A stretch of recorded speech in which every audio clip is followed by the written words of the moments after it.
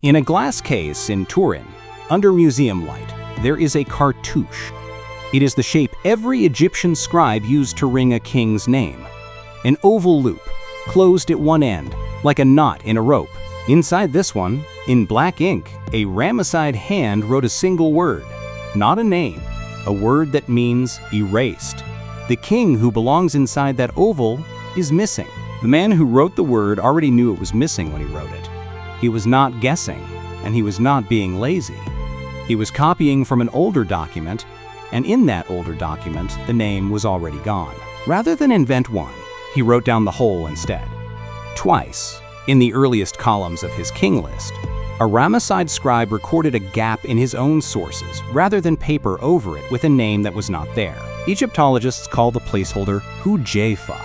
It means exactly what it sounds like it means, erased. That habit is the whole reason this papyrus is worth an hour of your evening. A document that tells you, in its own handwriting, exactly where it does not know.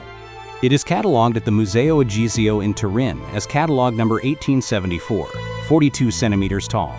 Cut into more than 160 separate fragments and mounted now behind glass with the gaps between the pieces left open, on purpose, for anyone who wants to see exactly how much of it is gone. It is the most complete list of kings the Egyptians ever wrote down about themselves. It opens with gods and closes, wherever it happens to end, with human beings. And in between, on nearly every line, something is missing. A reign length nobody can fully read. A king whose entire existence rests on one scrap of papyrus and nothing else.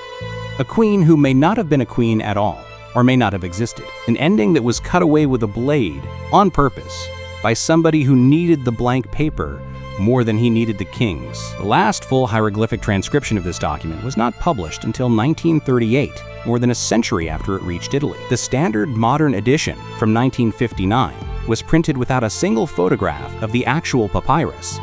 The editor drew it by hand instead, because at the time, that was judged more accurate than a camera. A further batch of its own fragments sat unrecognized in the museum's own storerooms for exactly the length of time nobody thought to go looking for them, until 2009. This is not obscure the way a private diary is obscure. It is obscure the way a filing cabinet is obscure. Enormous, official, and almost nobody has opened the drawer. If you want to hear a 3,000-year-old civil servant correct Herodotus with a single line of ink, hit subscribe now. This channel reads the documents the documentaries never touch, and it does it every day. Back to the drawer. Bernardino Drovetti was the French consul general in Egypt, and between around 1818 and 1820, his agents were buying antiquities out of the ground at Thebes by the crate. Two of those agents had names, Jean-Jacques Ryholt and Antonio Lobolo. Their letters describe grave robbers, dealers, and thousands of objects changing hands on the west bank of the Nile, across the river from what is now Luxor. Somewhere inside that traffic, a used papyrus scroll changed hands too, folded, dirty, and entirely unillustrated. No colored gods on the outside. No gilded vignettes, just a rolled sheet of brown fiber with writing on both sides.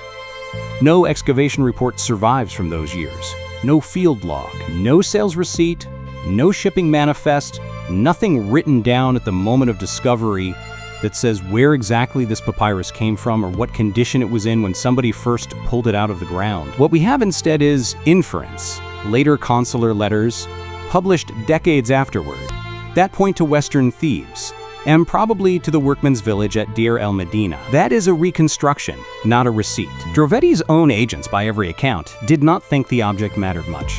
It had no pictures of the afterlife on it, the kind of thing that made a Book of the Dead sell. It was a used tax roll, with some kind of list on the back. Nobody padded it for the crossing, because nobody thought it needed padding.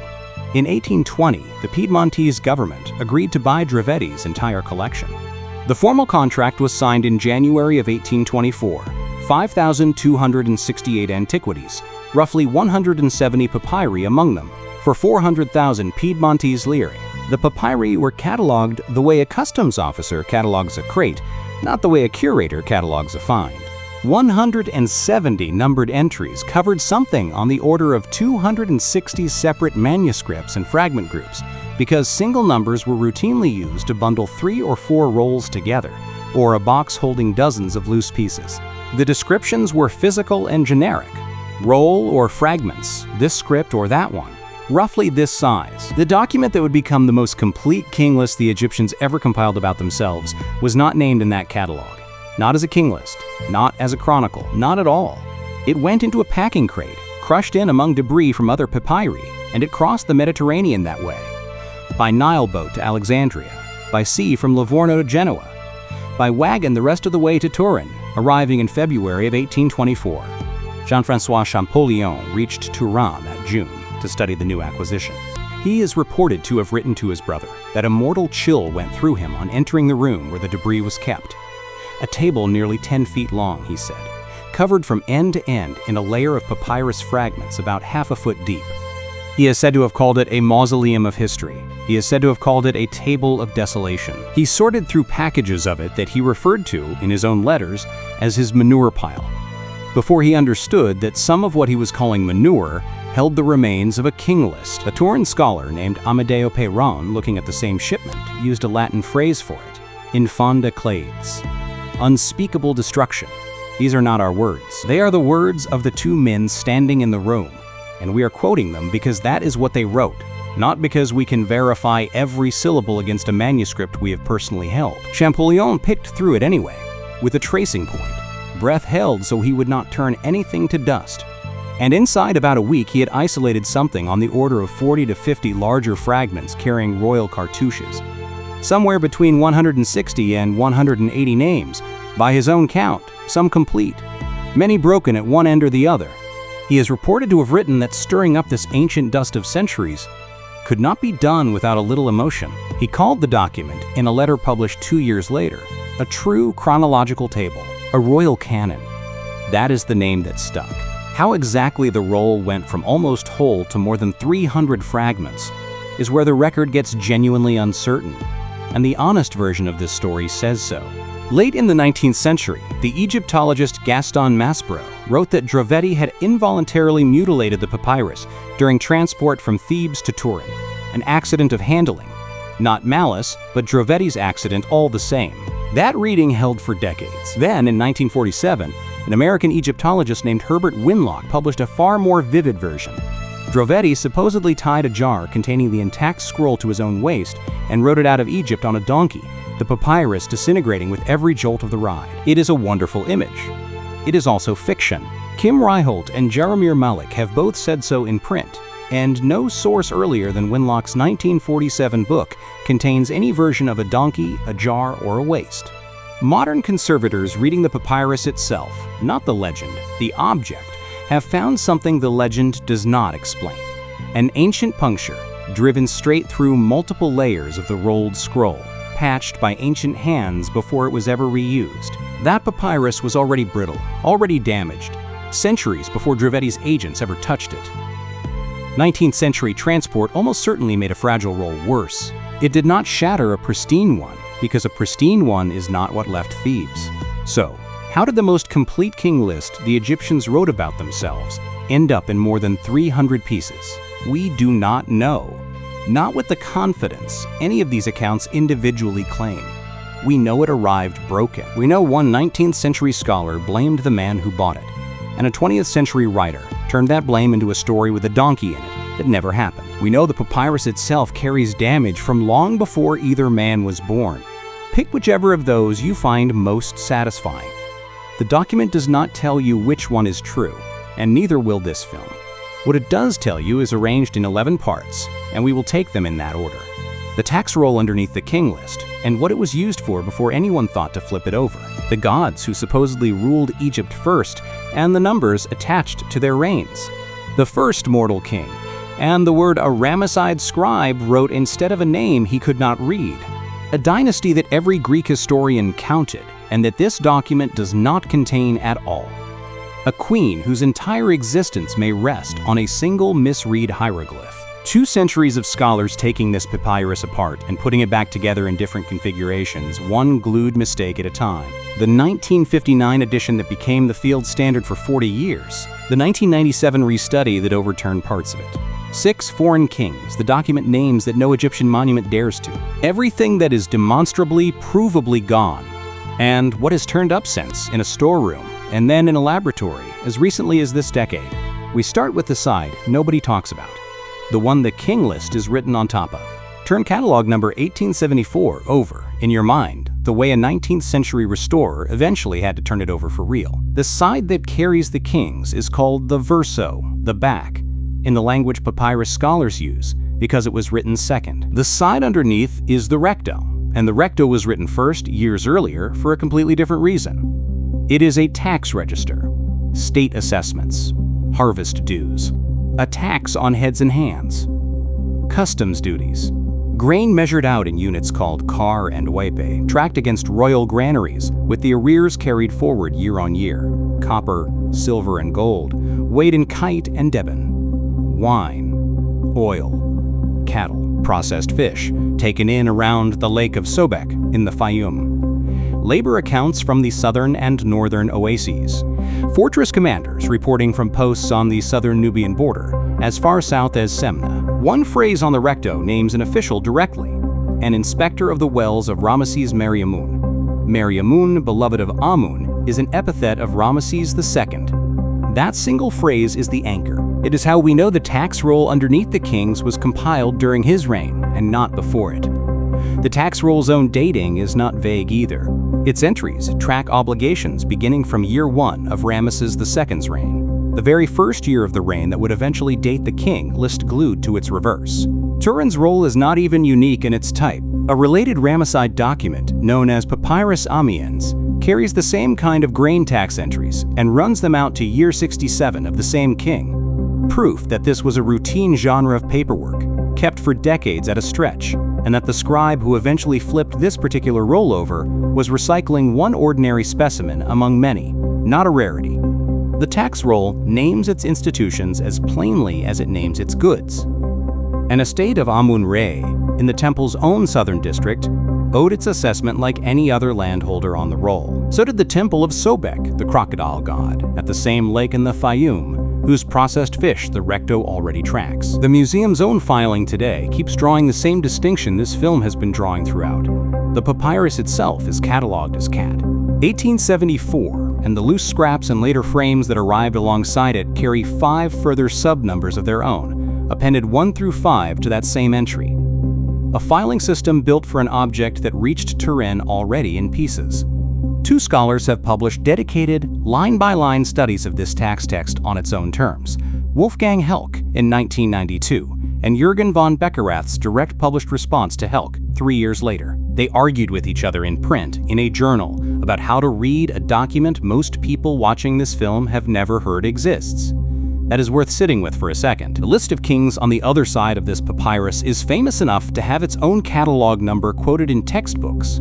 The tax roll it is written on top of has its own scholarly literature, its own disputes, its own named authors arguing about grain arrears from 3,000 years ago, and almost nobody outside that literature has ever read a sentence of it. The 2 texts were not written by the same hand. Paleographers comparing the strokes on both sides of the papyrus have concluded that the tax register and the king list were written by 2 different scribes, working at 2 different times. The tax hand matches administrative scribal styles known from Deir el-Medina, the same royal workman's village whose own paperwork survives in extraordinary volume elsewhere in the archaeological record. One comparison ties the hand closer still, to a single named man. The tax hand has been matched to the handwriting of Quinhurkipshef, a scribe of the tomb whose own dockets and private letters survive from that village in unusual bulk. The match is disputed, not dismissed.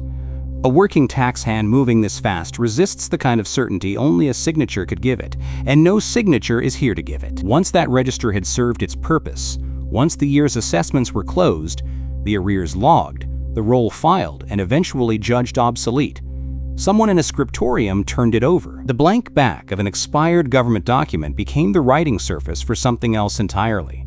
This was not eccentric behavior. Fresh papyrus was expensive, a real cost, reserved for formal legal texts, state records, and temple display rolls with names to protect. A used administrative roll, once its retention period lapsed, was routine scrap, handed down from a central archive to a local scribal office, to be written on again.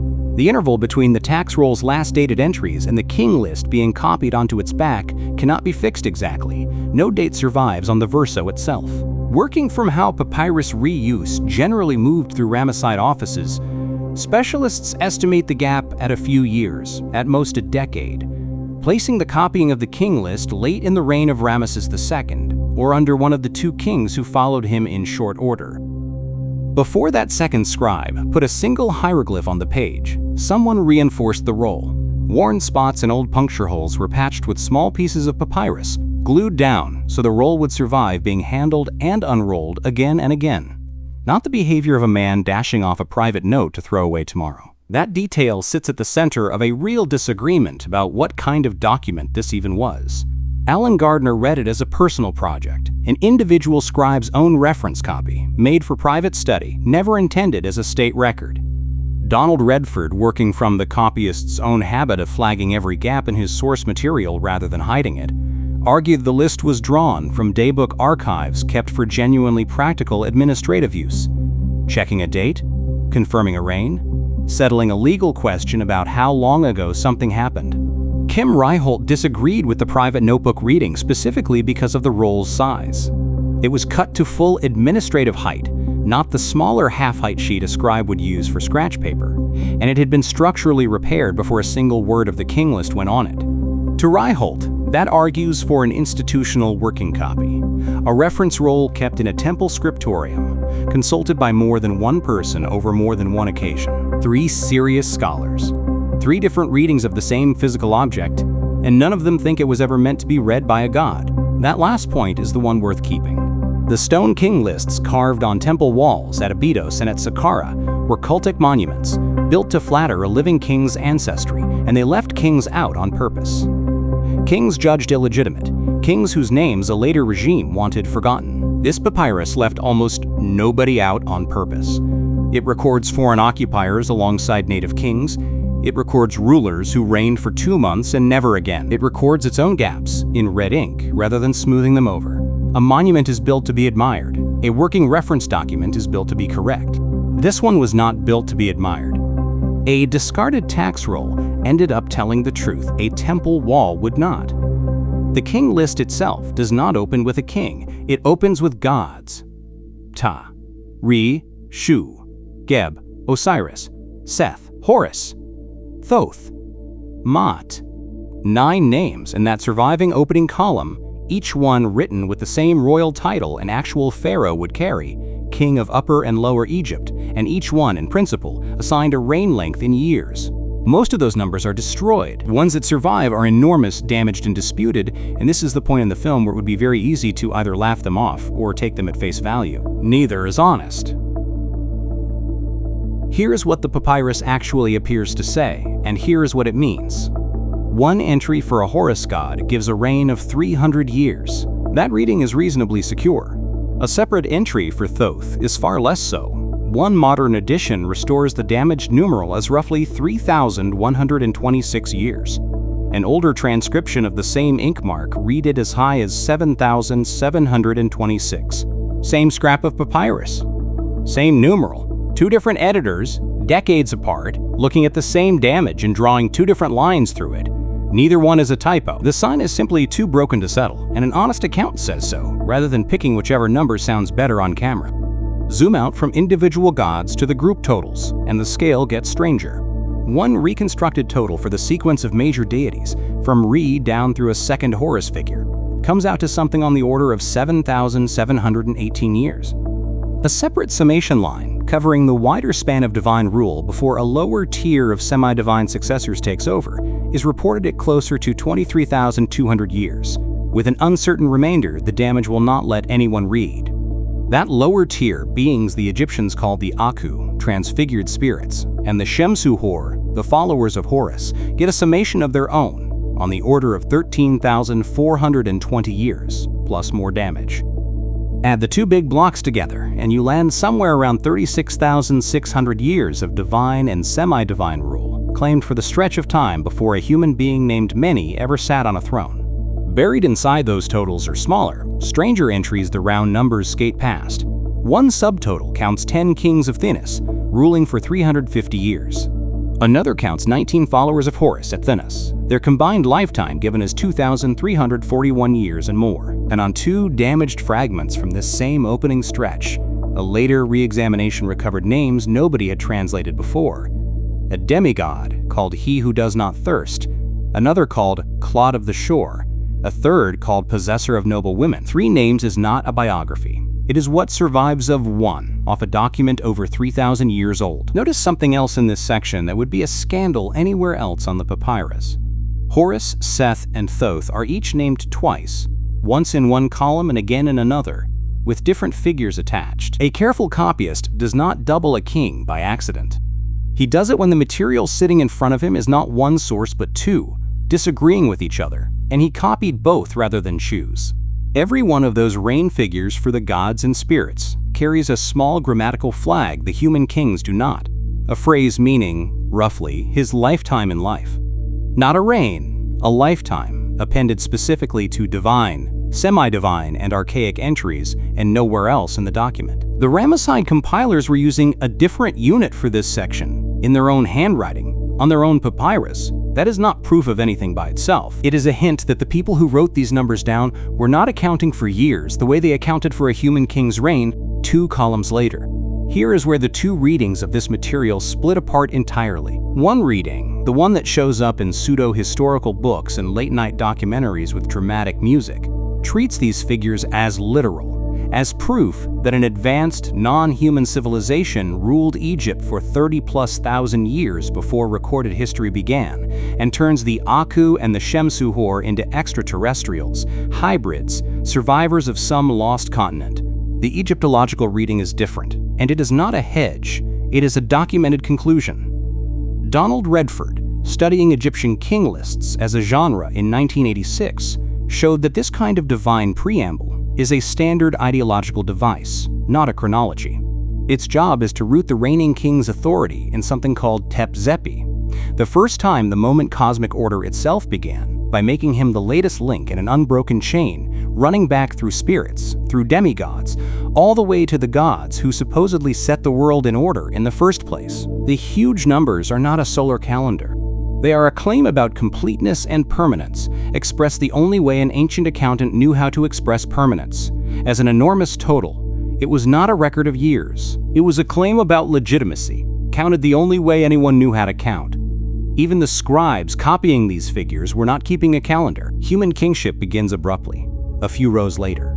A heading, written in red ink and set slightly further left than the ordinary lines around it. A visual cue on the page that something has changed reads out the title of the section, The Kings, the House of the King of Upper and Lower Egypt, beginning with Mene. The very next line names him directly, Mene. Menes, in the Greek form, most people know. The first human pharaoh, first king of the first dynasty, and his own reign length, the number that should follow his name, is gone, lost in the same kind of damage that has eaten most of this papyrus.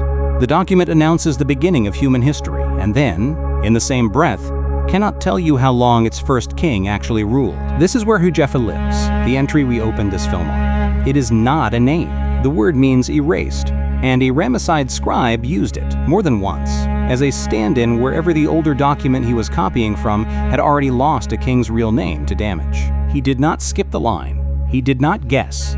He wrote down the fact of the gap, inside a cartouche shaped exactly like every other royal name on the page, because that was the honest thing to do with a source he could not fully read. For one of those Hujefa entries, the 2 standard modern editions of this papyrus disagree with each other over a single stroke of ink. Alan Gardiner, working in 1959, read the damaged reign figure attached to that entry as 1 year, 8 months, and 4 days.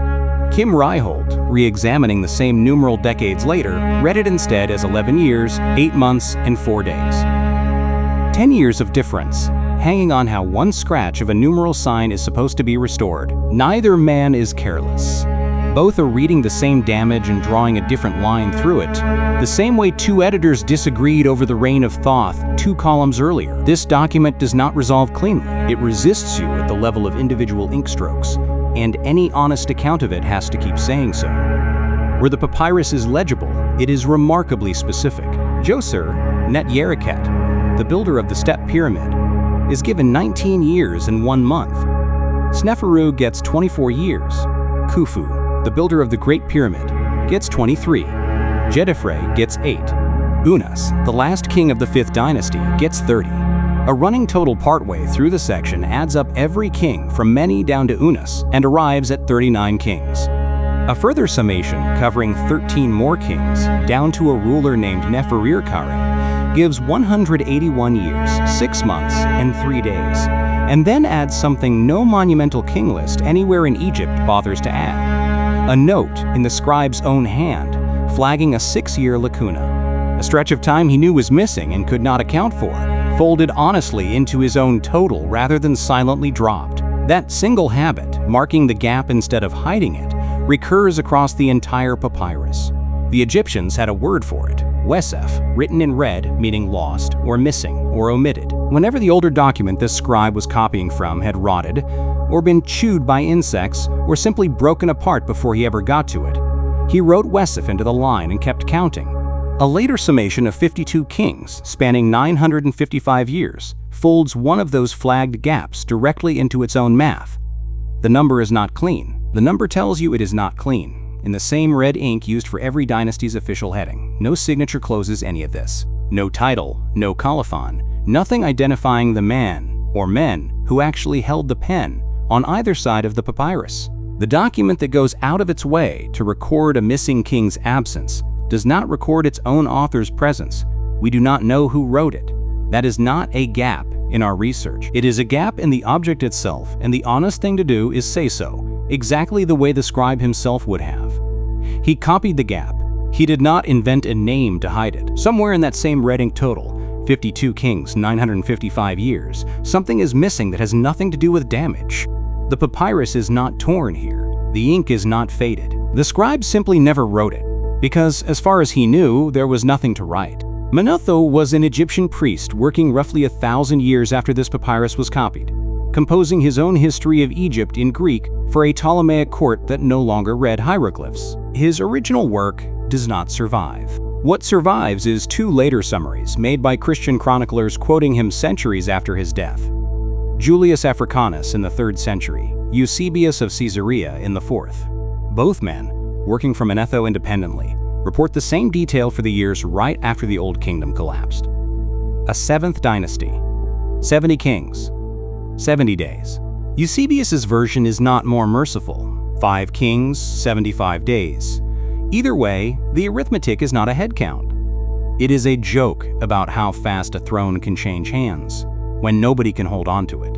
It is one of the most quoted numbers in popular Egyptology, repeated in documentaries. This one is trying hard not to resemble. And on the one Egyptian document written by Egyptians, for Egyptians about their own kings, it is not there. Column 5 of the Turin canon runs straight from the close of the exhausted 6th dynasty into the Memphite kings. Modern historians now file under Dynasty 8, with no stop in between. No red heading interrupts the sequence. No divider. No summation line closing out a 7th dynasty the way every other dynasty on this papyrus gets one. The scribe, who was careful enough to write wesef into a total he could not fully reconstruct, precise enough to record a king's reign to the day, apparently did not think there was a dynasty here worth summarizing at all. Most Egyptologists read this the way the evidence points.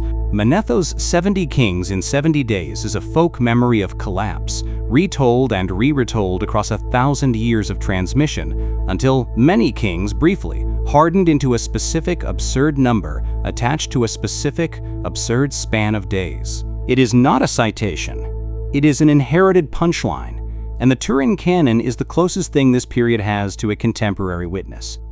The contemporary witness does not back it up. What that collapse actually looked like is reconstruction, not the papyrus's own words. The document gives numbers, not scenes. Picture what the breakdown of central authority actually means on the ground.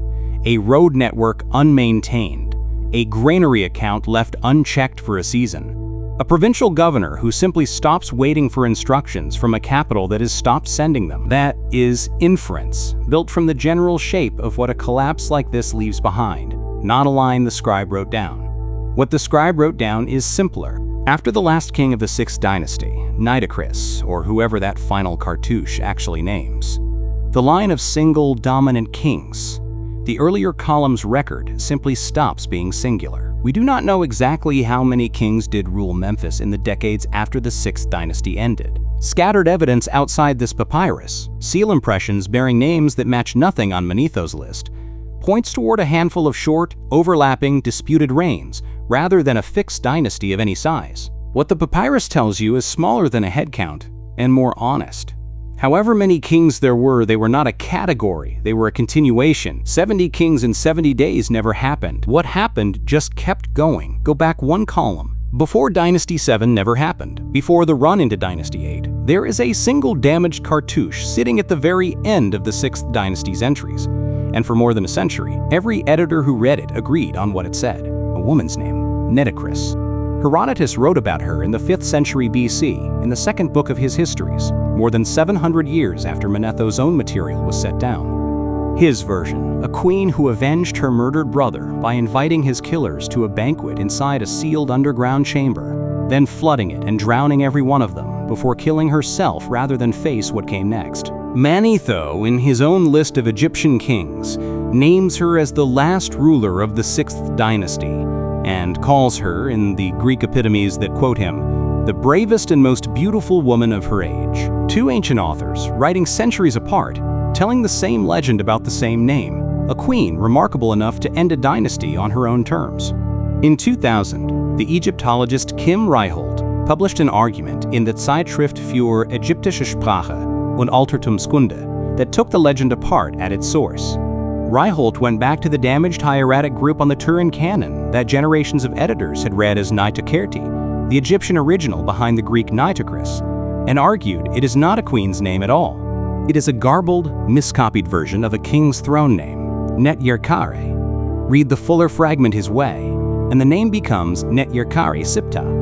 Sipta means son of Ptah, an epithet that, in Ryholt's reading, attaches only to a male king. Ryholt's reconstruction also places this king at the same point in the sequence as a separate entry on the Abydos king list, a second document lining up behind the correction. If Ryholt is right, there was no Queen Nitocris. There was a king named Nitocris Sipta, whose name some scribe Ramesside, or an even earlier one, copying from a source already corrupted, miswrote badly enough that later readers saw a woman where there was a man. Herodotus did not invent his flooded banquet chamber from nothing. He inherited an Egyptian tradition that was already broken by the time it reached him, and built a legend on top of the break. This is Ryholt's argument, not a verdict the field has closed the book on. It rests on one scholar's reading of one damaged fragment, and not every specialist treatment of the period has adopted it in place of the older name. What is not in dispute, the fragment is damaged. Nitocris was always a difficult read, and the reconstruction now sitting beside it in the literature belongs to a man. Notice the pattern, because it is the same pattern this film just showed you with the 7th dynasty.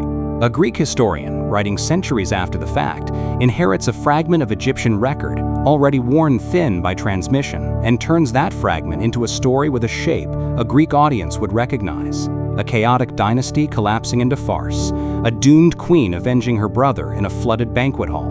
Manetho and Herodotus were not lying. They were doing what any historian does with damaged sources, filling the shape the evidence suggested. The Turin canon is not more honest because Egyptian scribes were more virtuous men than Greek ones. It is more honest because it is closer to the event, copied by people reading their own script, working from records that had not yet passed through translation, paraphrase, and 2 more centuries of retelling. One damaged ink mark, a dynasty's last ruler, on hold between a legend and a correction. The scribe, who wrote erased instead of guessing, did his job in ink, on a roll of already brittle papyrus, sometime under Ramesses II, or one of the 2 kings who followed him. The men who spent the next 2 centuries putting his roll back together did their job with glue, and their glue is a story on its own. Champollion himself worked first, and he worked like a cataloger, not a genius waiting for inspiration. His research notebook from that summer, titled Canon hiératique des dynasties égyptiennes,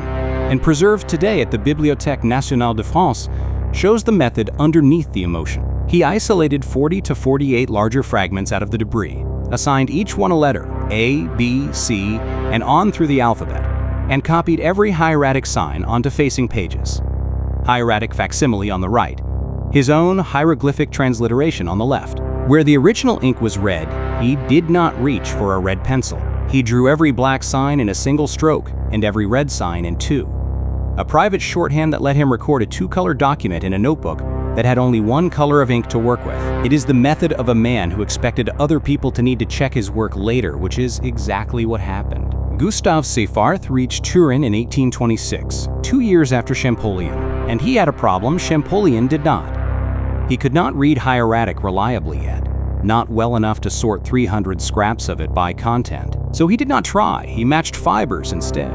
Papyrus is woven from plant pith, laid in horizontal strips on one face and vertical strips on the other, pressed together while wet, and where one sheet tears, the fiber ends on either side of the tear still line up, if you can find the matching piece and hold it close. Seyfarth held nearly 200 fragments up to that test. Fiber grain, edge color, the exact tone of the papyrus's aging, the outline of ancient repair patches, and, where the guesswork ran out, the recto's tax figures cross-checked against the verso's king list, because a scrap that fit the front had to fit the back too. He glued what he found onto sheets of translucent vegetable paper. The result, numbered 1 to 164, became the skeleton every later edition still argues with. It was not a clean skeleton. Seyfarth's method could not read what it glued, and a method with no eyes for meaning makes blind mistakes. Later analysis found that roughly 25 of his numbered fragments never belonged to this papyrus at all. Pieces of some other document, pressed into the puzzle because their fibers happened to run the right way. He also missed an entire column that belonged near the beginning, a column of secondary gods and demigods that sat unrecognized for another century and a half. It is also, unglamorously, the only method that worked at the time, because meaning was not available yet and the fragments were disintegrating regardless.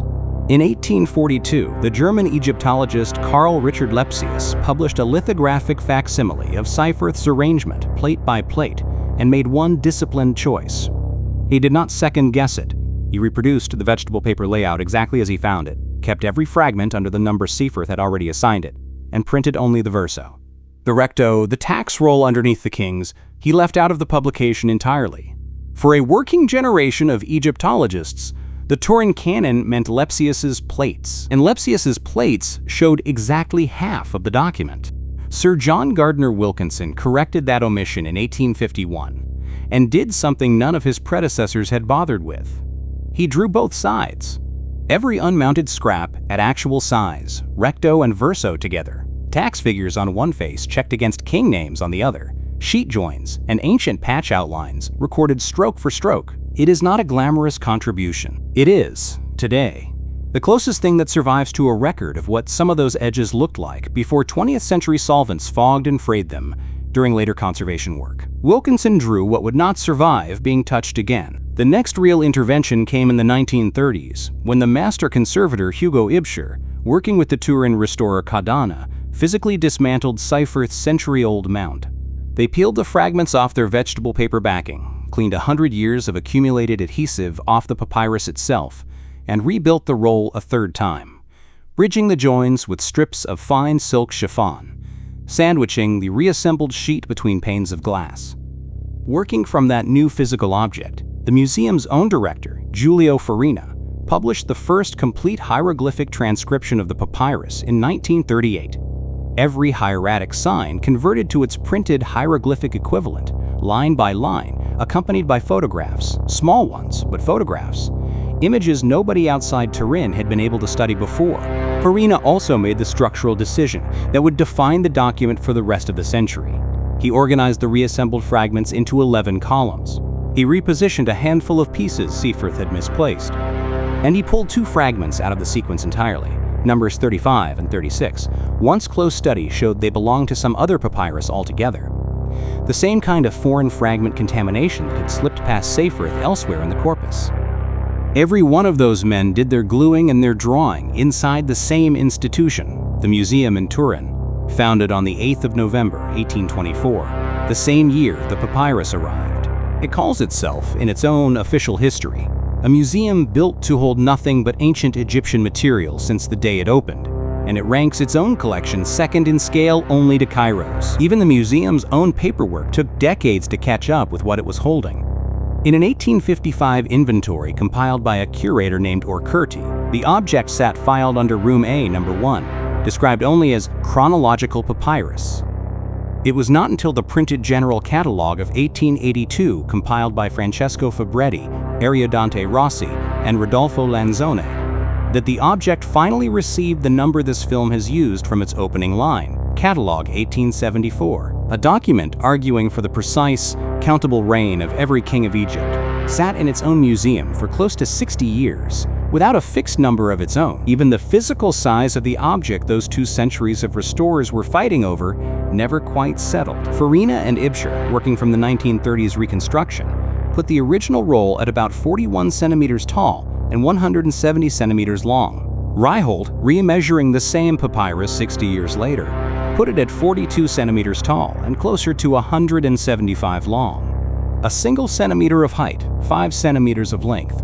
The kind of gap that sounds trivial until you remember that neither man was looking at a different object. They were looking at the same one, 2 generations apart, and still not agreeing to the centimeter. Glue, silk, and 11 columns. That is what Egyptology inherited going into the second half of the 20th century. Sir Alan Gardiner published the Royal Canon of Turin through the Griffith Institute at Oxford in 1959, working with Ricardo Caminos and Jaroslav Cerny, and for the next 4 decades it was simply the book. If a paper anywhere in the world cited a reign length from this papyrus, it cited Gardiner's column and row number. If a museum label anywhere described the Turin king list, it described Farina's 11-column structure the way Gardiner had preserved it. Here is the detail most documentaries about this object skip because it sounds like a footnote and is actually a decision. Gardiner's edition contains not one photograph of the papyrus itself, 18 plates of hand-drawn hieroglyphic autography, 1 collotype plate, and nothing else. In 1959, with photographic technology decades past capable of reproducing a fragile document without touching it, Gardiner and his collaborators judged that a trained eye tracing the original by hand, sign by sign, would capture more truth than a camera could. They cross-checked every fragment against Farina's own 1938 photographs, against Ernesto Schiaparelli's earlier photographic series, against 19th century tracings going back to Wilkinson, against Seyfarth's own unpublished rubbings held in Brooklyn. And then they drew what they concluded was actually there, rather than simply printing what a lens happened to catch on a damaged, discolored surface. It was a real methodological argument, made by serious people, and for 40 years the field accepted it. Gardiner's caution went further than drawing instead of photographing. Where a fragment's placement could not be confirmed by both fiber continuity and legible text on both faces of the papyrus, he refused to guess. He built a category for it, unplaced fragments, and put every scrap that failed his own test there, rather than forcing it into a column to make the reconstruction look more finished than the evidence supported. A weaker editor fills a gap to make the object look complete. Gardiner left the complete look for the chapters where completeness was actually earned, and left everything else openly, honestly unresolved. What Gardiner's close, hand-drawn method exposed, more than any single new king, was how the scribe himself actually worked. Every entry on the papyrus follows the same fixed formula: the title King of Upper and Lower Egypt, the name inside its cartouche, then a verbal clause meaning he acted in kingship, followed by the reign in years, months, and days. Writing that verbal clause out in full, entry after entry, down a column of 20 or 30 kings is tedious work, and the scribe found the same shortcut any clerk would find. He wrote the phrase once, at the top of a column, and marked every repeat below it with a simple hieratic ditto stroke instead of writing the words again. Twice, though, at the very top of a fresh column, column 4 and column 9, that ditto mark appears where there is nothing above it to repeat. The scribe copied the shorthand itself, sign for sign, straight out of whatever smaller source document he was working from, without noticing that a new column needed the full phrase spelled out again. It is the kind of mistake only a mechanical copyist makes, not an author composing from memory. And it is the reason serious editors treat this document as a copy of a copy, not an original composition. The precision of those reign figures is not even across the whole roll. In the sections covering dynasties 3 through 6, and again in dynasty 11, the scribe records years only, no months, no days. Everywhere else, from dynasties 7 through 10, through 12, through 13 to 16, he gives years, months, and days down to the exact count. That is not a stylistic choice. It is the shadow of different source documents behind different stretches of the same roll, some more detailed than others, copied by a scribe who kept whatever precision his sources happened to offer him, and invented none of his own. He was not infallible, At line 15 of column 11, closing out the 16th dynasty, the scribe's own summation reads, Kings, 5. Count the individual entries written above that line, in his own hand, and there are 15 of them. Most editors read it as a straightforward slip, a numeral dropped, 15, miscopied as 5, rather than evidence the section ever held only 5 kings. The same hand that flagged its own gaps in red ink, rather than hide them, also miscounted its own list by a factor of 3. Careful and fallible are not opposites. This scribe was both on the same papyrus within a few columns of each other. That discipline is also the edition's limit. Gardiner's 11-column structure, inherited unchanged from Farina, treated the beginning of the papyrus as settled.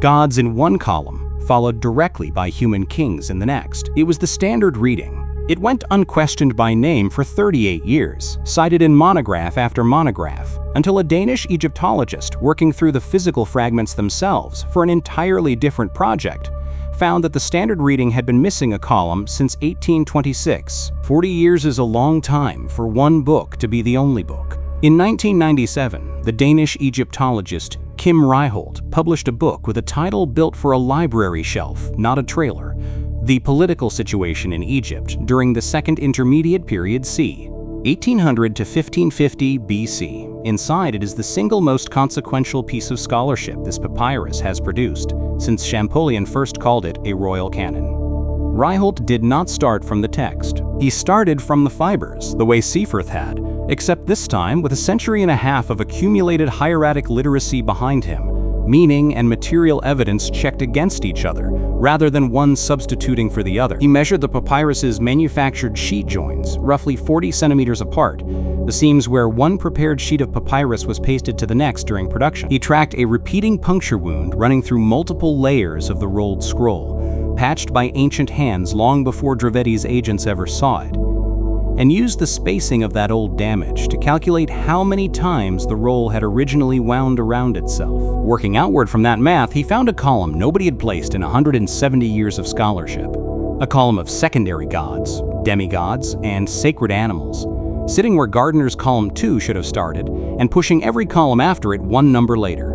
Gardiner's column 3 is Ryholt's column 4. Gardiner's column 11 is Ryholt's column 12. Cite this papyrus today, and you have to say which numbering system you mean, because for most of its length, the two do not agree on what to call the same column. Ryholt also went back through Seaforth's original 164 numbered fragments and found that roughly 25 of them were never part of this papyrus in the first place. Foreign scraps, glued into the reconstruction a century and a half earlier by a method that could match fiber grain but could not read what the fiber carried. Before the housekeeping, the stakes. This is not an argument about vague centuries. It is an argument built on entries this precise. Amenemhat IV, 9 years, 3 months, 27 days. Queen Sobek Neferu after him, 3 years, 10 months, 24 days. The entire 12th dynasty closing out, by the papyrus's own summation, at 213 years, 1 month, 17 days. Into the 13th dynasty, the reign lengths keep coming at the same resolution. Sobekatep II, 4 years, 8 months, 29 days. Neferhotep I, 11 years, 1 month. Wahibre Ibiao, 10 years, 8 months, 28 days. Mernefer I, 23 years, 8 months, and either 18 or 28 days, depending on which fragment edge you trust. Whatever else is disputed about this stretch of the papyrus, it is not vague. The scribe who copied it thought reign lengths mattered down to the day, for kings modern textbooks barely mention. That was the housekeeping. The argument that actually reshaped Egyptian history is about a single dynasty, and it turns entirely on how many badly damaged names in one stretch of column you are willing to believe are real, individual, sequential kings. Dynasty 14 on the older reading associated with Gardiner and with Jürgen von Beckerath was a short, late, marginal thing. Something on the order of half the kings Ryholt would eventually count, squeezed into 50 to 75 years, beginning only after the 13th dynasty had already collapsed, around 1720 BC. A footnote to the main story: a handful of opportunists moving into a delta power vacuum once the real government at Memphis or Thebes had already fallen apart. Ryholt read the same damaged column and reconstructed something else entirely.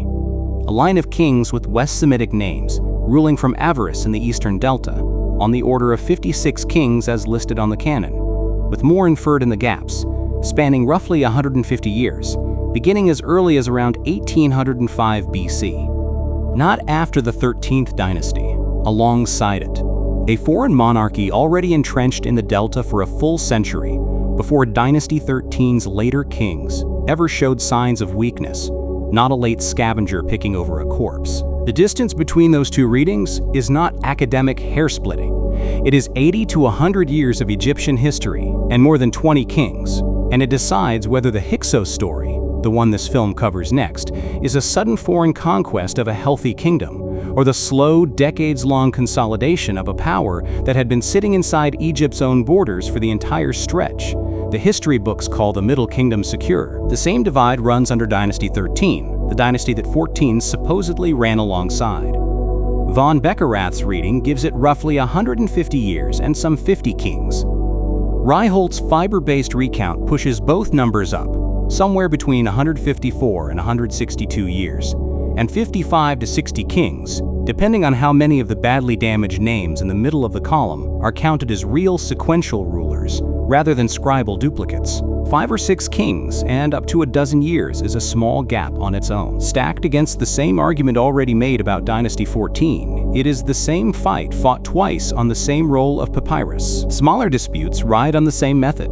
The traditional founder of the 13th dynasty in Gardiner's placement was a king named Kutawaya-Wegaf, seated at the top of the column. Ryholt's fiber analysis moved him down more than a dozen rows and put a different king, Sekemre Kutawi Sobekotep I, at the head of the dynasty instead, arguing that an ancient scribe had transposed the two names while copying a plain clerical slip a fiber match can catch and a first reading cannot. A single fragment bearing the partial name Kare Bebnum sat in von Beckerath's reconstruction as a late minor 16th dynasty king, barely worth a footnote. Ryholt's fiber matching moved that same scrap of papyrus a full century earlier into the 14th dynasty, making Bebnum one of the earliest West Semitic named rulers in the Delta rather than one of the last.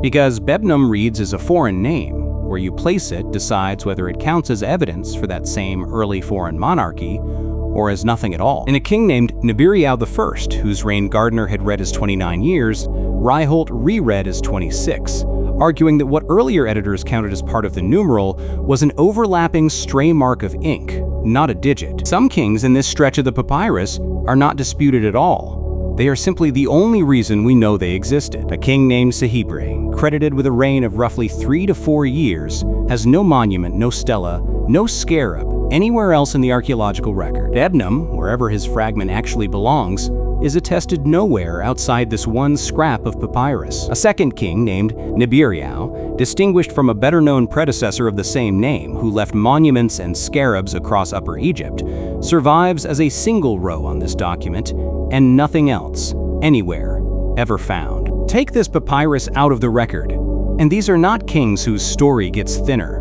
They are kings who stop existing in every archive human beings have ever kept. Ryholt's placements did not all survive contact with later re-examination either. He had placed a scrap called Fragment 79 Biz in one column, attributing its damaged name to a king named Sobekotep III. A later review using the museum's own digital platform showed that Fragment actually joins directly onto Fragment 95, in a different column entirely, belonging instead to a king named Smenkare. He had placed Fragment 86 below Fragment 112 at the tail end of the 14th dynasty section. Renewed fiber analysis showed the vertical fibers actually continue from Fragment 106, much higher up the same column. A third case cuts the other way entirely. Ryholt had placed a scrap called Fragment 40 to the left of Fragment 43, inside the Hyksos section. Further review found neither the papyrus fibers nor the text on the recto actually lined up there, and moved it instead beside Fragment 108, in a different stretch of the column altogether. A wrong join does not announce itself.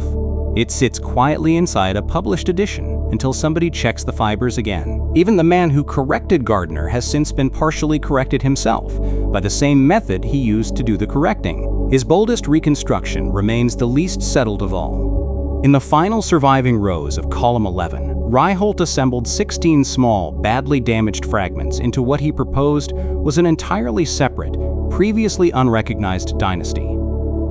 A short-lived local kingdom centered on Abydos, distinct from both the Theban 16th dynasty and the Hyksos to the north, ruled by names like Wepwa-Wetumsaf and Senebke that appear nowhere else in the historical record if this reading is wrong. The Egyptologist Marcel Murray has rejected the reconstruction outright, arguing the fiber distortion in that stretch of papyrus is too severe and the textual joins too thin to support a whole dynasty nobody had proposed before Ryholt assembled it. An entire kingdom, real or not, currently rests on 16 fragments and one scholar's confidence that they belong together.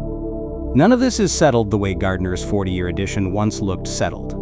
Von Beckerath and Ryholt disagree in print. Some later Egyptologists have accepted Ryholt's Dynasty 14 outright. Others treat it as the most persuasive reconstruction available rather than a proven fact. What is not in dispute is the method. Measure the fiber, match the seam, and only then read what the ink says. A fragment glued in the wrong place, however confidently, will never tell you the truth about anything, no matter how well you translate it.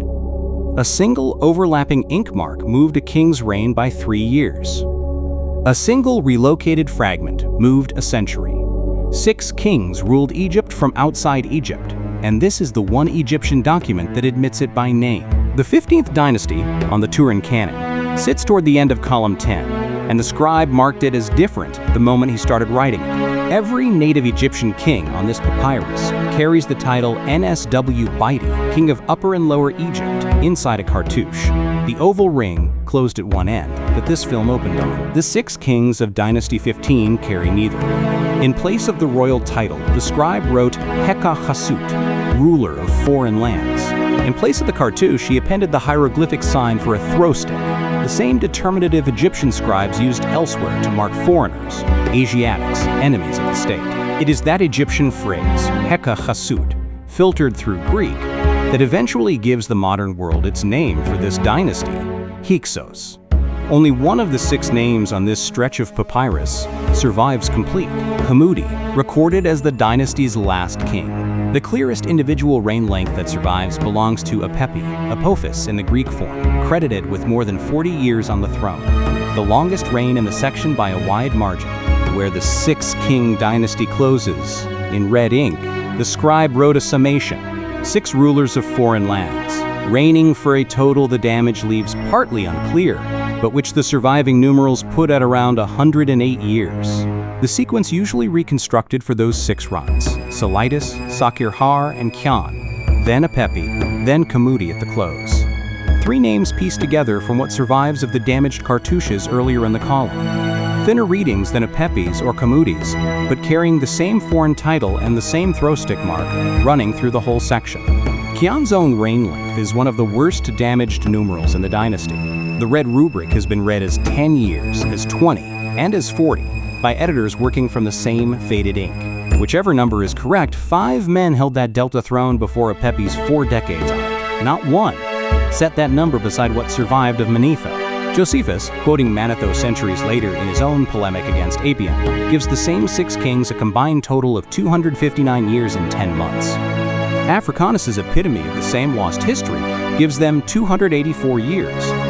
Both Greek transmissions count the identical 6-king dynasty. Neither comes within a century and a half of what the Egyptian document, written under a king who ruled less than 300 years after the Hyksos were driven out, actually says. Somewhere between an Egyptian scribe's red ink and a Roman-era historian's Greek paraphrase, 108 years grew by more than double. The 2 Greek transmissions cannot even agree on the man. Josephus names the dynasty's second-to-last king Janus, on the throne 50 years and 1 month. Africanus's epitome gives that same position to a king called Archelaus, at 49 years. Josephus's final Hyksos king is Assis, 49 years and 2 months. Africanus's final king is Aphobus, at 61. 2 summaries of one lost Greek history, describing what should be the same 2 men, and they do not share a single name between them, and neither pair is Apepi and Hammudi. Only the document, written closest to the event, by the people who had actually overthrown these kings, got the men themselves right. One explanation for the gap is corrupted transmission. Across centuries of hand copying a Manetho original that no longer exists to check against. Another is that the Greek epitomes drew on a separate, less careful source tradition entirely. Neither explanation can be tested against a text that is gone. What the Turin canon offers is not a guess about which number is right. It is the only one of the three written close enough to the event, by people who did not need to inflate the length of a dynasty they had themselves overthrown. There is a second reason this dynasty matters more than its damaged red ink total. Every monumental king list carved into a temple wall in Egypt, Abydos, Saqqara, the ancestor lists at Karnak, leaves the Hyksos out entirely, not damaged out, deliberately, ideologically out, the same erasure later given to Akhenaten and to Hatshepsut. A pharaoh's memory struck from stone because a later regime wanted the succession to look unbroken. Stone was built to flatter a king's ancestry, and 6 foreign kings who once ruled from the Delta were never going to survive that particular filter. Papyrus, reused, unglamorous, written for a working office rather than a god, kept them anyway. The 108-year total does more than close out one dynasty's entry. It anchors dates for events centuries before this papyrus was ever copied. Historians work the Hyksos period's absolute chronology backward from a fixed point that is not in dispute, Ahmose I capturing the Hyksos stronghold at Avaris somewhere around 1550 to 1540 BC, and count back using the canon's own 108-year figure to place the dynasty's beginning at roughly 1650 BC. Move that number instead to one of the alternate readings the Egyptologist Thomas Schneider has proposed from the same damaged red ink, 140 years, or 160, or 180, and the beginning of the Hyksos period slides backward by decades, dragging every date attached to it along with it. One damaged numeral in one line of red ink is load-bearing for a whole stretch of the timeline any textbook prints as settled fact. A monument decided 6 kings should not have existed. A tax roll's leftover paper disagreed, 50%. That is the estimate.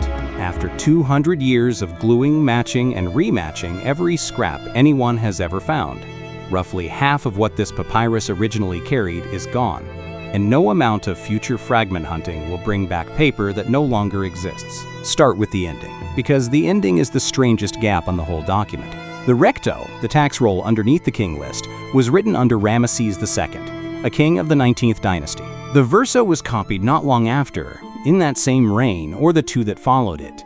And yet the king list itself never reaches the 19th dynasty. It never reaches the 18th. It stops cold in the second intermediate period, generations before the scribe who copied it was even born. A document written under a 19th dynasty king, on paper recycled from a 19th dynasty tax office, does not record a single 19th dynasty king. The physical papyrus offers a reason, and it is not simply damage.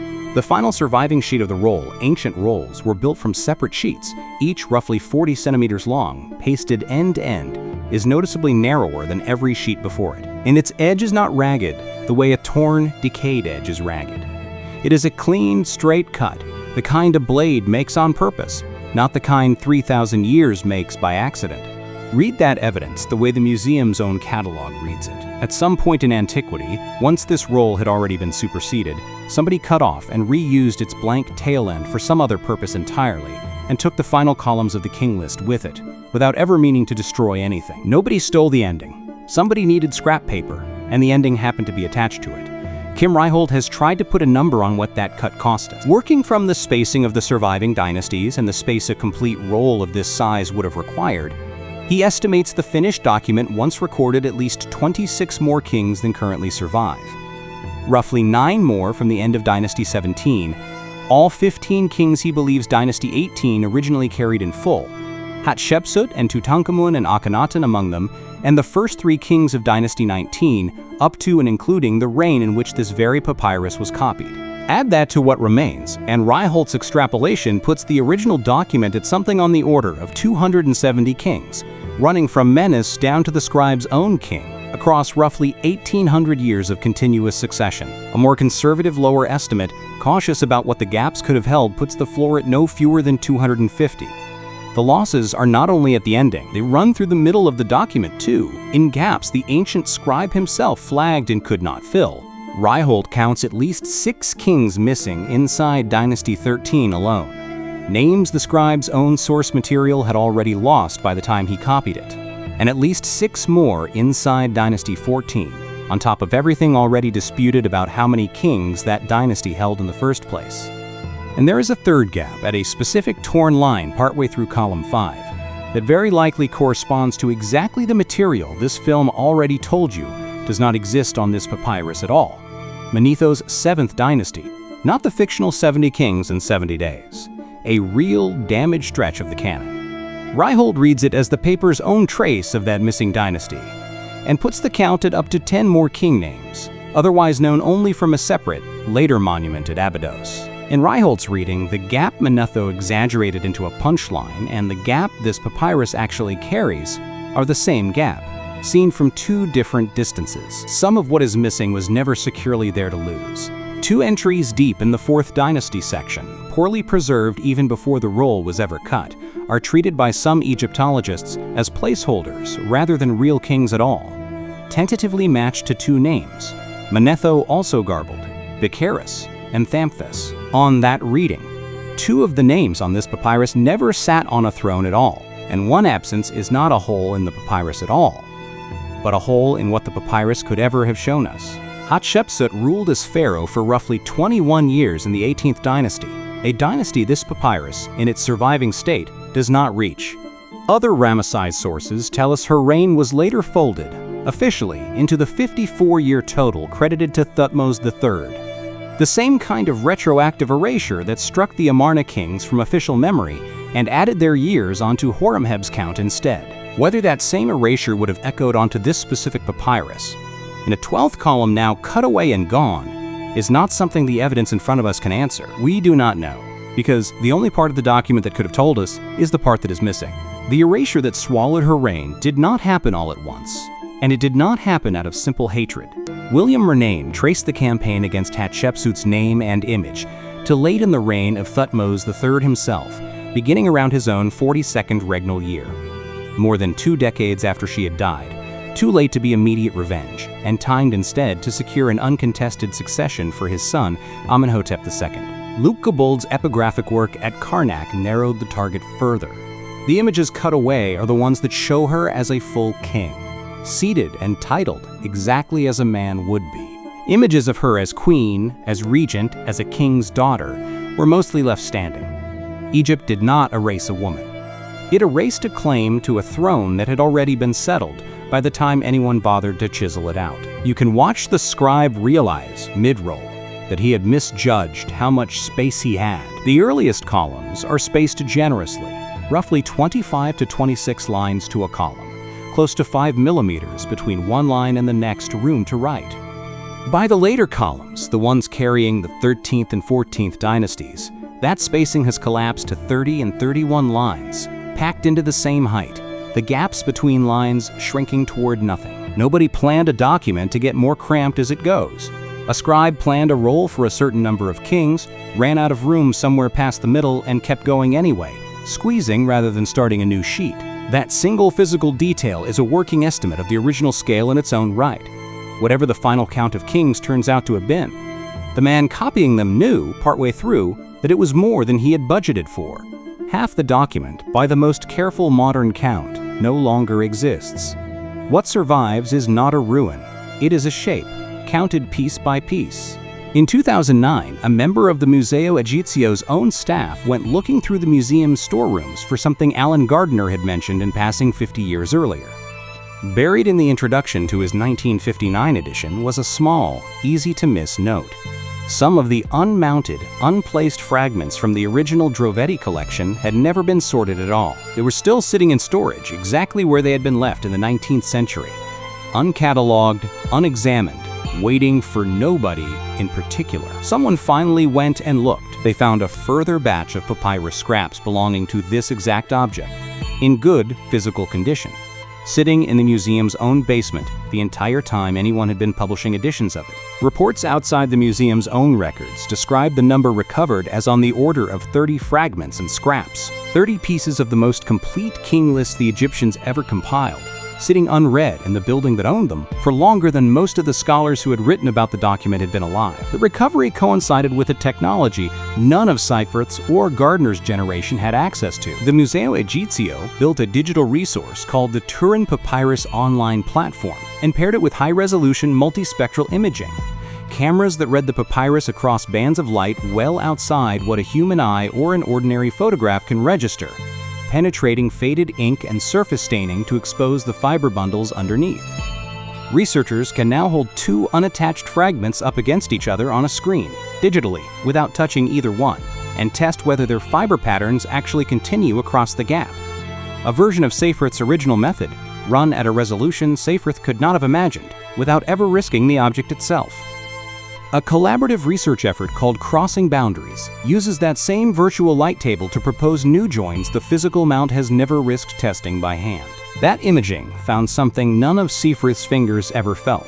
Underneath the very first column of the king list, on the verso itself, faint traces of an older hieratic text sit beneath the visible ink. Proof that this surface was scraped clean before the scribe ever began copying the kings onto it. What that earlier erased writing actually said is gone completely, with nothing left behind but the ghost of a surface that used to carry something else. The most recent full physical intervention came in 2022, a 10-week conservation campaign led by curator Suzanne Topfer, restorer Miriam Crouch, and the papyrologist Rob Desmarais, working from Ryholt's own reconstruction as their physical map. They removed what Hugo Ibscher had installed nearly a century earlier, his silk chiffon bridging strips, degraded and darkened with age, along with decades of old adhesive residue, and remounted close to 300 fragments onto a single continuous sheet of acid-free Japanese paper, sealed behind UV-filtered glass. It is the mount you would see today, walking into the gallery in Turin. The gaps between fragments left visibly open, the way this film described it at the very start, because that is now the museum's own deliberate choice, and not an accident of incomplete restoration. The museum's own account of the project notes that the work coincided with 2022, marking 2 centuries since Champollion first announced he could read hieroglyphs at all. A coincidence of timing the museum itself chose to make something of, whether or not it was the deciding reason the campaign happened when it did. The papyrus has given up secrets that have nothing to do with what it says and everything to do with how it was made. Spectrographic analysis, run by teams from the Museo Egizio, the University of Copenhagen, and the European Synchrotron Radiation Facility, has read the ink itself down to its chemistry. The black ink is soot, or lamp black, bound with water-soluble gum arabic, carrying trace copper compounds through it.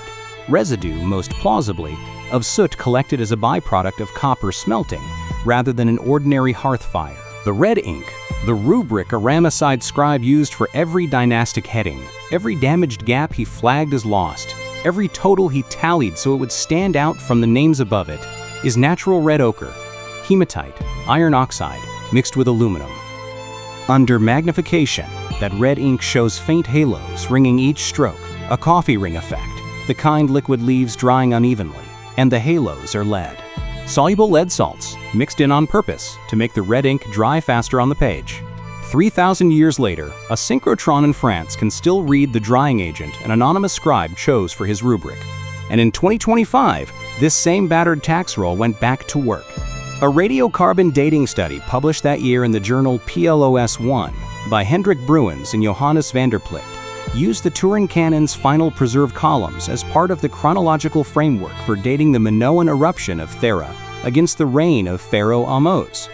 A live scientific argument in a live 2025 journal, still leaning on the same damaged Ramesside papyrus this film opened on, inside a glass case in Turin. It arrived in Turin in pieces in 1824. It is still being read for the first time.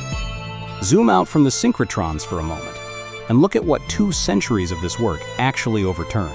The standard picture of ancient Egyptian history most people carry around: gods, then Narmer, then an unbroken line of pharaohs marching in order through 30 dynasties to Cleopatra, was never written by the Egyptians as a single continuous document. It was assembled by modern scholars out of scraps. A king list carved into a temple wall at Abydos that quietly deletes anyone inconvenient, a similar list at Saqqara doing the same, a third list carved at Karnak that names roughly 61 royal ancestors but arranges them by cult convenience rather than by reign, ancestor worship, not chronology, and a scattering of further monuments, scarabs, and inscriptions that name a king here and a king there with no guarantee of completeness anywhere. Manetho's history, the closest thing antiquity produced to a single connected narrative, does not survive in its own words at all. Only in later Christian chroniclers quoting fragments of it, centuries removed, for their own purposes. Against all of that, this papyrus is not a supplement. For the 2.5 centuries historians now call the Second Intermediate Period, it is close to the entire foundation. Take it away.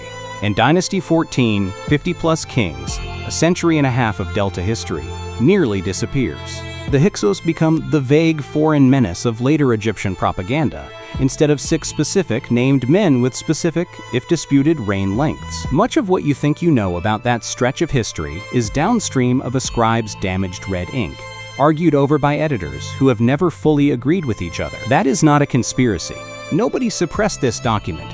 Nobody is hiding it now. It has been on public display in Turin, under glass, since before most national museums in the world existed. The gap here is smaller and more ordinary than any cover-up. A fragile object survived in pieces.